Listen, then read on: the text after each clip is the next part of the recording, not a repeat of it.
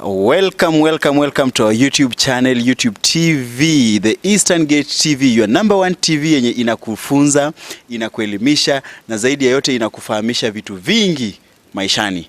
Na currently tumekuwa tukizungumzia childhood memories. In our previous series tumekuwa tukiongelea our childhood memories, something you remember since you are a child.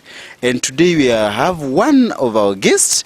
Na just before introduce, ningependa kuambia kwamba you subscribe to our YouTube channel Eastern Gate TV, ambapo utakuwa unapata vitu vyote ambavyo ungependa kujua kuhusu our childhood memories. And if at all you remember, subscribe to YouTube channel na gonga ile, bonyeza ile bell, itakuwa inakukumbusha anytime we upload our new video. My name is Abena Neseri na karibu sana. Na tungependa kuingia moja kwa moja kwenye introduction ya mgeni wetu wa siku ya leo. Karibu sana mama. Asante.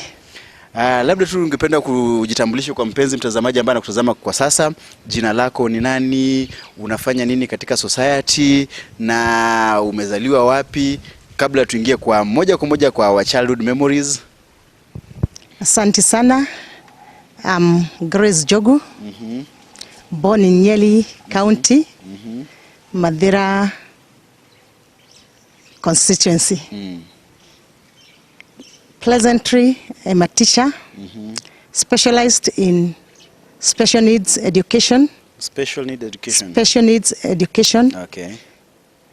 Dealing with learners with hearing impaired. Okay. Thank you.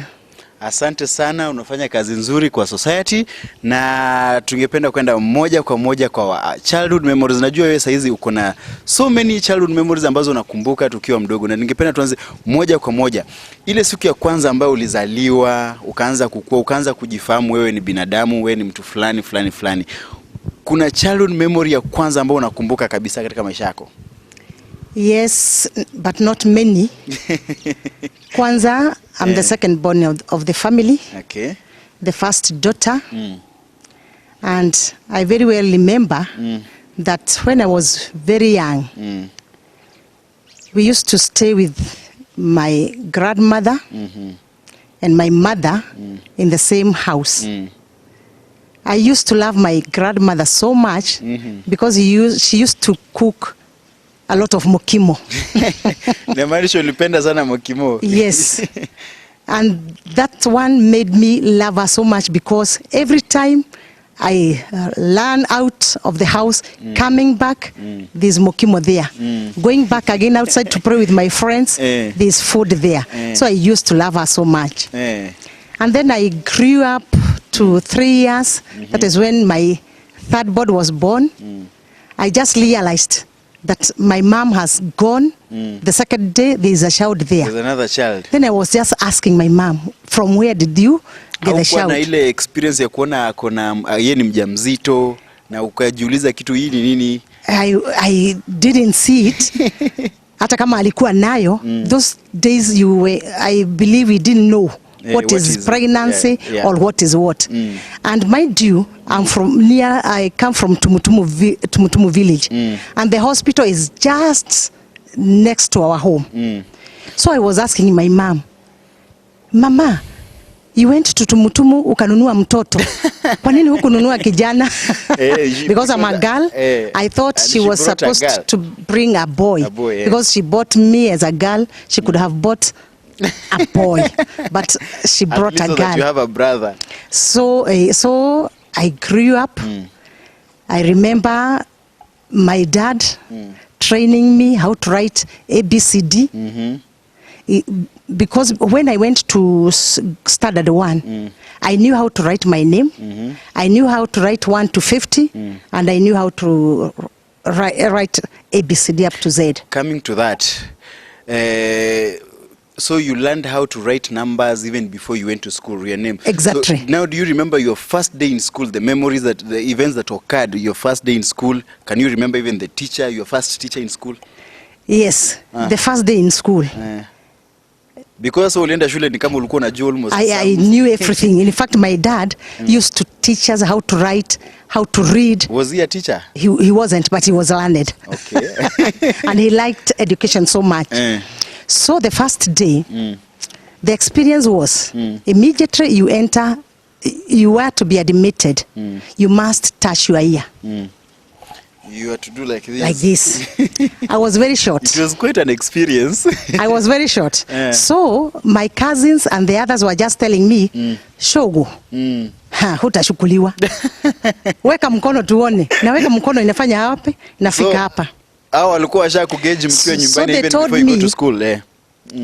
Mr. Wajohi will do the interviews. Ni yeye anafanyisha watoto wafanya nini? Waguze they knew because they have already been enrolled in school. Same system, wakaniambia ukifika hapo, just raise up your leg, the leg that you raise the hand and you'll just touch the what? Your right leg and your right hand. Ufanye hivi mguu, then you touch the ear. And that is what I did. And I was admitted. Did your hand get to the ear? To the ear. You know, una just stretch hivi, mpaka unaguza. And that is how I was admitted. Wow. In class, I went to a class of a very good lady. I loved her. She was smart. She was beautiful. Mrs. Gishohi. Mrs. Gishogi. You still remember up to now? Up to now. And went with her up to class 3. That is when the class 1, class 2, class 3, we used to have one teacher, and then you go to class 4 when you have different teachers. So this one teacher alikuwa anachukua all the subjects? All. One teacher? One teacher, lower classes. How many subjects do you remember? Like there were 3 or 4. Because we were not doing Kiswahili. We used to take Kiswahili in class 4. We were doing English, mathematics, science, CRE. Okay, listen. Which class was that? Mnafanya science? Wait, not science. What was it? Let me remember. Because we were doing mathematics, English, CRE. We were not doing Kiswahili. I very well remember. Kiswahili, we were starting to do Kiswahili in class 4. Kiswahili from class 4. But these other Christian languages, CRE, mathematics, counting the numbers. Exactly, the arithmetics and whatever. Okay. Yeah. Now come to that. Do you remember any childhood death that really could disturb in a way that maybe someone died when you are still young, and that death really disturbed you during that time, and you can still remember up to right now? Yes, even today I do remember the death of my grandmother. I saw her sick. And how she was taken to the hospital, and we were in the same house, I don't know. Either at night, because when we woke up in the morning, she was not in the house. And then lunchtime, I saw my dad coming. Very sorrowful. I was still young. Then I saw him called my mom. Wakaenda kuongea. My mom came out, not happy. Me, I don't want to ask what, because after all. But you were sensing something like these people, their moods are changing. Yeah. And I was asking my mom, and where is my granny? Leo hapi kimo. So those questions. But she was not telling me. Then all of a sudden, I saw some old women coming to our house. Then I realized there's something wrong. In the evening, I heard Shosho amekufa. Sijui kifo. You know, that time, death was not pronounced like today. Yeah. Nowadays, hatuko tunasikia kifo. Even it was not there. In fact, death was very limited, very rare. So, watu wakaanza kuja nini. Then come the burial date. Where the grave was put was a path that we used to go to the river.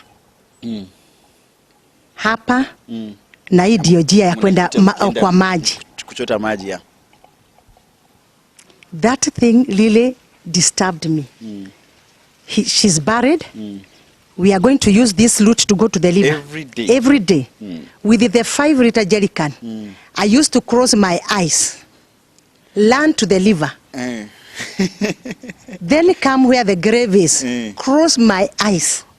Go to the house. What usually came in your mind every time you saw the grave? Every time I was seeing the grave, I was seeing death.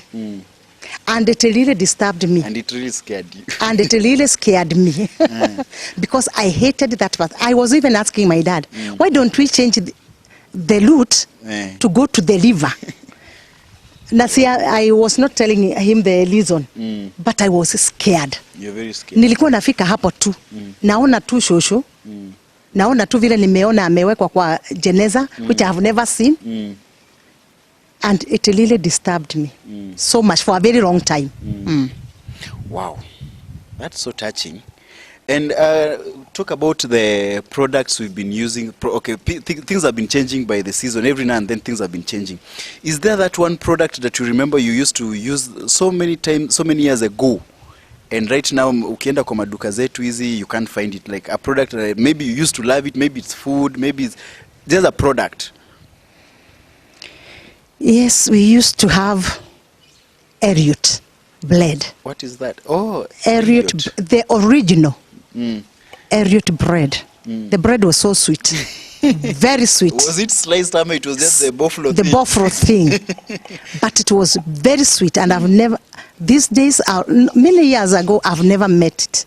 Eriot. But Eriot, the original Eriot that we used to eat, those 60s, 70s, 1970 even. It is nowhere to be found. I guess the Elliot company should revive back In that, fact, yes. that bread. They had a very good blend. And now, talking about the product now, is there do you remember the first day, the first product your mom sent you to the shop, kwenda enda nunua shika pesa, go and buy this product, and what product was it? Kimbo, it was there, and we still use it. How was the packaging? It was good compared to these days. It was good. We had the treetop. The juice. I've heard so many stories about the treetop juice. The treetop juice also was too sweet. I don't know where it went. Okay, I've seen it in the supermarket, but okay, mimi naweza sema when I was young I came across that treetop. Yeah. But labda ilikuwa inaishaisha. Trying to compare that treetop. Now if you go to the supermarket you'll find the treetop. Okay, now. it is there. Yeah, it's there, but now I can't compare really the sweetness. The sweetness of that time, because my dad used to buy and we used to be very happy. If we could go to the shamba, do a lot of work, in the evening he had to bring us a bottle of treetop. Can you remember the price, like how much it used to cost during It was that time? less than 3 shillings. 3 shillings? Yes. How many liters? I don't know, 2 or 1. But those days with 5 shillings you can buy a full bag of things. Wow. I wish we could go back to those days. I wish we can. Nowadays you have 1,000 bob You in buy the morning, nothing. in the evening you have some coins in your pocket. You don't even buy anything that you can carry from the supermarket with 1,000 today. But those days with the 5 shillings, you could have bought salt, an egg, tea leaves, and a quarter kilo of sugar. Yes. With 5 shillings. With 5 shillings. And you go back with change. Of course, yes. Yeah. That's so nice. And even to get that 5 shillings, it was hard. Yeah. compared to today. Wow. Yeah. Nowadays you work, so you go to work in the morning, easy vibarua, you come back with so many, with like 2,000-3,000 bob in a day. Yeah. Of which compared that, those days it was very rare. Very, very. Now, talking about dreams, you know, leave alone those dreams, mtu unasema like, I want to be a teacher, I want to be maybe a doctor. There's when you go to sleep, then you dream in the morning, you have a dream. Do you have that dream you remember, like you dreamt very long time ago, and maybe it came to pass, or maybe it has been disturbing you and you have been wondering what was the meaning of that dream? Do you have that dream, like yes, one you remember? One day I dreamt of my head being too big, very big, in fact. And I was walking as the head is calling me. And when I woke up, I was very scared. And I went even outside. And it was at night. I went outside, went to the toilet, and still from the toilet, my head was still big. Very big. So you are sleeping and you wake up. Yeah. In a dream or in the real sense now you woke up? I thought I was still in the dream. So you woke up but you are still in the same dream? Went to the toilet, came out of the toilet outside, and still seeing my head on a very big mpaka naona ndani. Then I stood nikasema, am I dying? All of a sudden nikaona the dream imepotea. And I'm telling you, even today, nikikaa tu nifikirie, I usually see that head. And nothing has ever, you've never come to realize the meaning of that dream, Mama? No. It's still lingering in your head? I still remember how I walked up, opened the door at that night dark, ona show za nje, Geshagi. And how we didn't even used to go outside alone. We used to call our mom to take us to the toilet. That day I walked up, opened the door, went to the toilet, back, with still in the dream, with a very big head. And I still remember even today. And I was in fact I was 4 years. Siku nimeenda primary. Uka bado tumeenda shule. Okay, mlikuwa mnaenda shule kuanzia which class? Class 1. Class 1. At 7 years. Amukwa you didn't have like nursery, baby class? Kukua. That is why the parents were just training us at home to write the ABCD, because we are a grown up. 7 years. You used to go to school when you were 7 years? Kabla hujafikisha 7, hakuna kwenda, but there was no PP1 and PP2. It was class 1 and then up. Wow. Then, and how did your childhood influence you now in your adulthood, career-wise, and your well-being as an adult right now? How did your childhood memories and everything that occurred when you were still young influence your life? Yes, as I grew up, I joined the primary school, Tumutumu Primary School. It was the best school in the region that time. And then next to us there was a deaf school, Tumutumu School for the Deaf. And we used to pray together, the same field, what. Then as I was growing up, I used to admire the teachers of the deaf. They were too good compared to ours. Too good. And I mean, they had a heart of the kids. And they were very smart. Smartly dressed, smart everything. When we went for games, we used to use the Tumutumu playground, the secondary school playground. So we are the primary and the deaf are there, the primary deaf. We used to compete. So the teachers of the deaf used to put their kids in one corner. And as we are just everywhere. You are just scattered everywhere. It seems you guys are very stubborn. And then, when a list is being called or a certain activity is, the participants are being called, I could see a deaf teacher hold the hands of the participant to the starting ring. Wow. Kwetu, Grace Njogu, where are you? Kuja. Ulikuwa wapi? Pa! Enda, unapigwa coffee. Simama hapa. Unaingia kwa reni.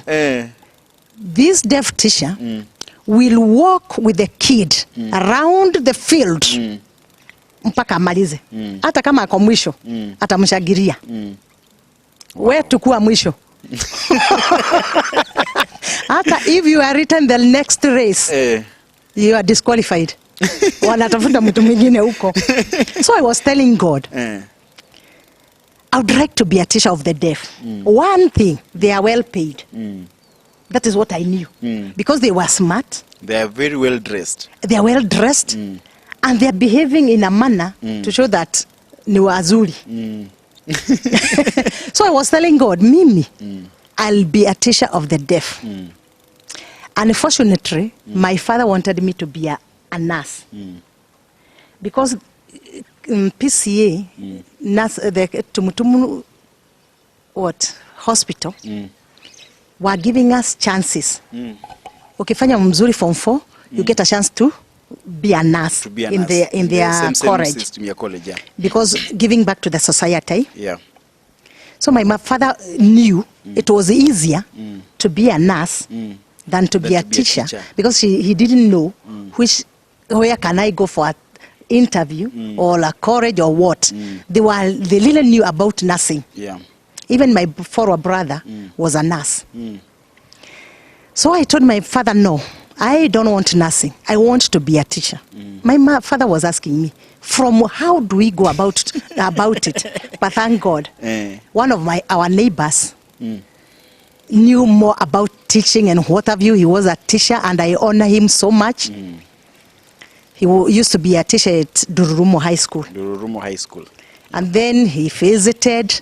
He came to our homes, to our house, met that I've completed Form 4. I had passed. I want to be a teacher. And the following day he told me, we are going with you to Nyahururu. We went up to Marmanet, where I did the interview, and I passed. And I went to Kirimambogo College. That is where I did my P1. So now after Form 4, okay, even though you've passed an exam, you had to do an interview. You had to join a college. Oh. So I went to Malmanet, did the interview, passed, went to Kirimambogo, did my P1. After P1, I went to Kise, did my diploma. Kise. Kenya Institute of Special Education. Okay. After Kise, I went to KU, still specializing on special needs. Wow. I did my degree in special needs education. And now you are a teacher for the special needs children. Wow, that's so nice. And do you think you are living your dream right now? Yes, because that is what I wanted. And I do it with passion. It's not to be paid. It's not to what I get. It is inside me that I do that work. And I look forward, God willing, I'm looking for a very big project of putting up my own school, which is in the process. Because I'm almost retiring. I don't want to retire honorably. I want to continue working. Yeah, now you want to give back to the society. Yeah.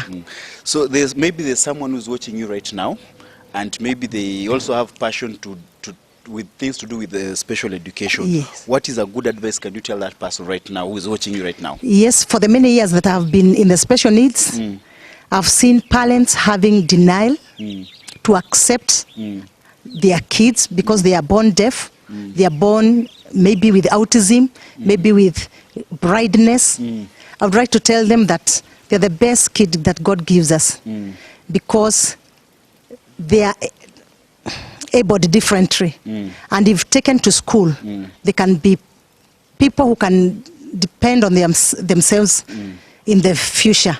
So I would like to tell them to bring them to schools. There are so many schools for these kids. And I believe that they'll be assisted. We have one school at St. George's Special School at Roiro, whereby we have a new unit of the deaf and the autism. And so many others in every school, public school, there's a special unit, either for the mentally challenged, either for the physically challenged or the visually challenged. So don't keep your kids at home. Let them come out, and there are so many teachers to assist them. And you'll see that they'll be better people in the future. Coming to that, I just want to understand, like, because let's say in the country there are so many people with those problems probably, and they're also going to school. How is it when it comes to job opportunities to them? Yes, for those that are, for example, the deaf, we have even professors. We have Professor Durumo, who is a lecturer at Nairobi University. We have others who have gone through colleges. They have become teachers. They have gone through National Youth Service. Wow. Those are the deaf, the blind, and the physically challenged. But for the mentally challenged, they don't go far with education. But we usually train them on vocational training, whereby they are very good in what do we call them? Mat making, basketry. They come out being artists. Wow. Because in one way or the other, God has gifted these kids with a talent. Yeah, with a talent, yeah. Or with a skill, that is. So that when the skill is tapped and it is developed, they come up having a job or a profession that they can do in future. Wow, wow. So I believe every child or every person has an opportunity of doing what God can bless them with. Wow.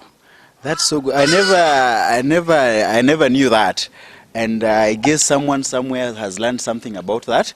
And thank you very much for joining us today. Thank you for what you're doing. May God continue blessing you so that whatever you are intending to do, may it come to pass. May God continue blessing you. We need such people in this country. You are doing something good. You are creating an impact in this country. Thank you. And may God really bless you. Thank you for joining us today. And for the listeners or for those who are watching, I believe you've learned something. And I just want to urge you to subscribe to our YouTube channel, the Eastern Gate TV, for more and more information, because we told you on our channel we are coming here to inform you, to educate you, and to entertain you.